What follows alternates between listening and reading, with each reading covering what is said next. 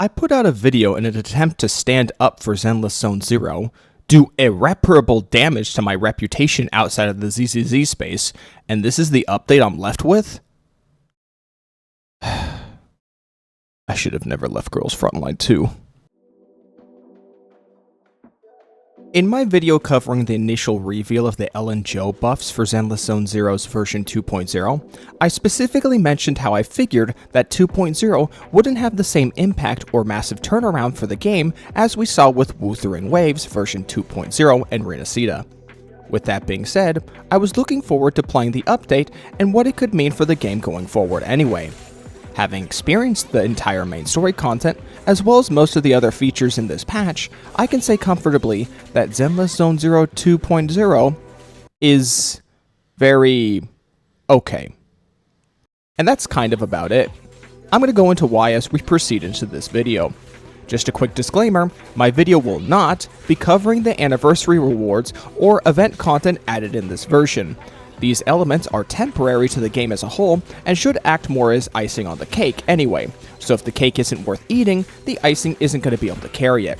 As for the characters, not everyone is going to have the characters, so I'm not going to talk about them either. So with that, let's begin. Skip ahead to the timestamp shown on screen to avoid spoilers for this section. Following the events of Bury Your Tears with the Past, Belle and Wise have awoken to some new powers, and new Eridu's mayor has offered them an opportunity to train their powers under the guidance of the 13th and current Grandmaster of the Yunkai Summit, Yi Zhuan. The two of them would take up new residence in the Waifei Peninsula, where they would live and train in the nearby temple.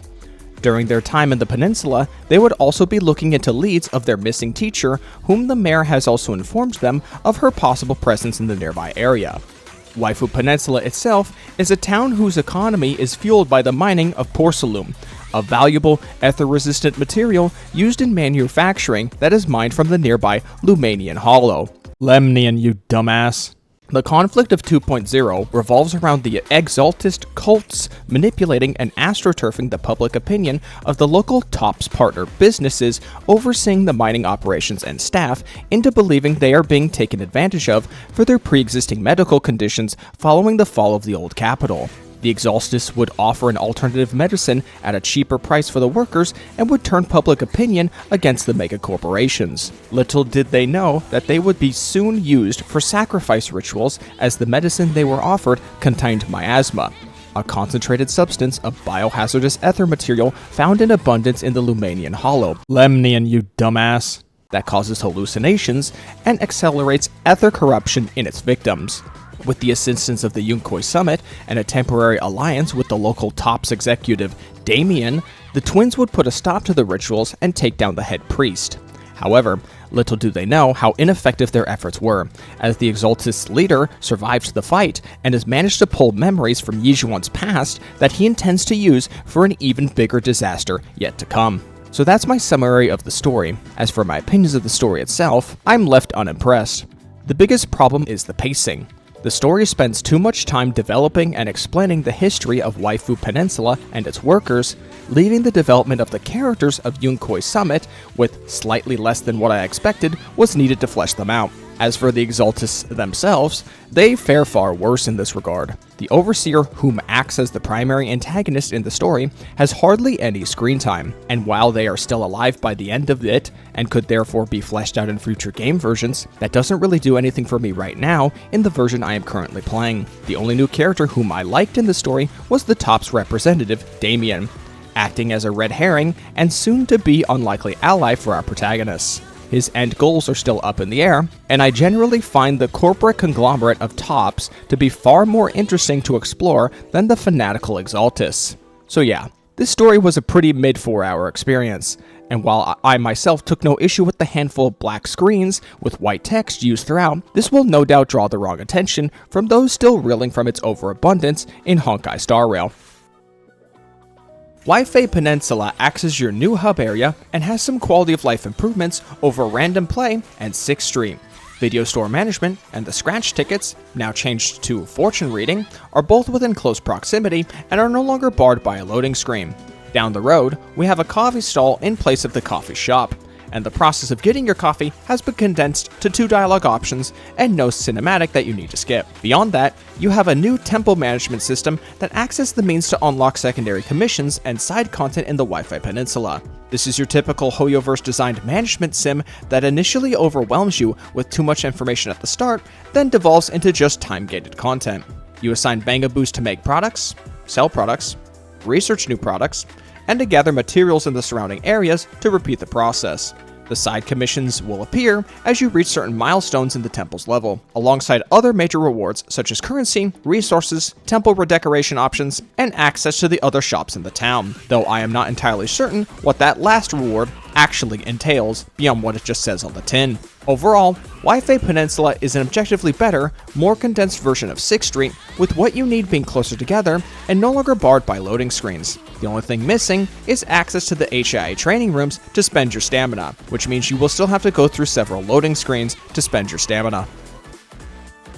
The Lemnian Hollow, Lemnian you dumbass, is the new primary location where combat takes place in, and functionally is similar to the Lemnian Hollow we saw in version 1.4 during the event Into the Pale Wasteland, but just larger and fleshed out with more stuff to do. In terms of the quality of the exploration and new activities on offer, they are just as you would expect from a primarily hack and slash game without any of the systems and mechanics in place when compared to Genshin Impact or Wuthering Waves.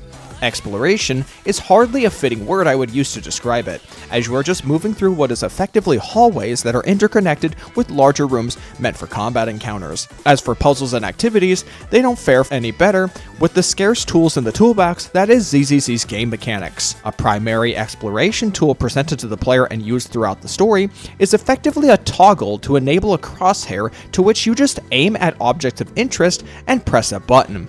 But no, I'm the wrong one here, guys. Clearly every game needs an open world. There is no saturation in the modern gacha space, guys. Everything's just fine.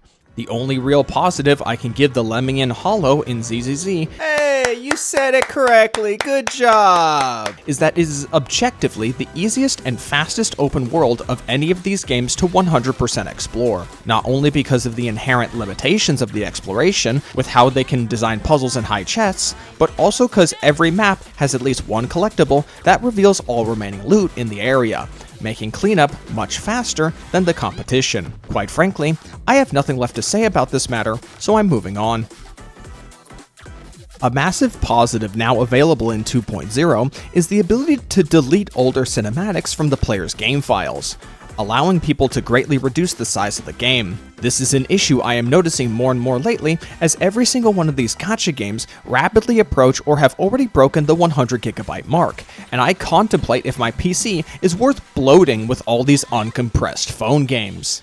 Moving on from that, we have the LNJO buffs. Having had a chance to play around with them myself, I can say that they have met, or in some cases, exceeded my expectations. As an M2 LNJO owner, gaining the quick charge buff off of an icy blade attack coupled with the parry frames added to her dash attack really just cuts out so much downtime with the character, and I can really just go full postal on enemies with her. Funnily enough, since playing with the new buffs, I feel more inclined to use Caesar more often than I do with the Astra Yao I just pulled. The reason being that while all these new moves and combos for her are incredibly strong, there are still a few moments of vulnerability when segueing into certain moves. Caesar allows me to just outright ignore these vulnerabilities and just keep playing like a happy low IQ demon. Her Glacial Blade Wave is pretty solid too, though I'm not really sure how practical its use case is as of right now. I'm just too busy having fun pressing buttons on Ellen and enjoying myself. One negative I will need to point out is players will need to kind of relearn Ellen's buttons and combo inputs with these new moves in mind and how they have been integrated, but I'm sure this shouldn't be too hard for people who are dedicated to the Shark Maid. The map and fast travel system are a new welcome addition, though I will need to take some time getting used to it, as I've been so adjusted to the previous navigation system, as well as the fact that Hoyo has rebound all the default keys for menu navigation. While on the topic of controls, PC and controller compatibility can now be seamlessly transitioned to between the two with just an input from the control method you want to use. Meaning, I no longer have to go to the options in the main menu every time I launch the game to swap to controller settings. However, while on the topic of controllers, I want to give a personal fuck you to the dipshit in Hoyo who screwed with the combat controls. Since almost launch, I've rebombed my dodge input to right trigger and my ultimate to left trigger. However, now in 2.0, I cannot rebind any input to left trigger. If I find out which one of you did this, I will personally fly to China and urinate in your... I think at this point it should be obvious. If we are talking about quality of life features and user experience, Hoyoverse have done a good job for 2.0. As for everything else, however, Zenless Zone Zero's major content offerings and new gameplay have underdelivered. I went into 2.0 having tempered my expectations. Despite this, however, it really does feel like ZZZ is in this sort of limbo state right now, where everyone's just sort of waiting for when the big turnaround will happen for the game. Right now, it really feels like ZZZ exists more so as a game to diversify Hoyoverse's catalog, rather than being a big title to stand behind with full support. If I were to be optimistic for a moment, when have I not though, I'm going to assume the reason for the lackluster main content in 2.0 is to lay the foundation for what ZZZ can offer in future version updates. It's quite clear the open world was likely the most resource-intensive addition to the game since launch, so it likely ate into a lot of the budget and development time Hoyo was putting towards the new game version. With its groundwork set, however, we can hopefully look forward to future patches with a greater focus on the quality of the content we receive. And with that, I have said all I really wanted to about the major content of Zenless Zone Zero's version 2.0 update. Truth be told, my attention was almost entirely focused on the new Ellen Joe buffs, and I wasn't too upset with the shortcomings of this patch. I'm sure I am a minority opinion in this case, and most people are likely to continue dogging on this game as Wuthering Waves approaches its 2.4 update, and only the most die-hard fans will speak positively of what we got here. But until then, this was a very lukewarm video, and I'm clocking out.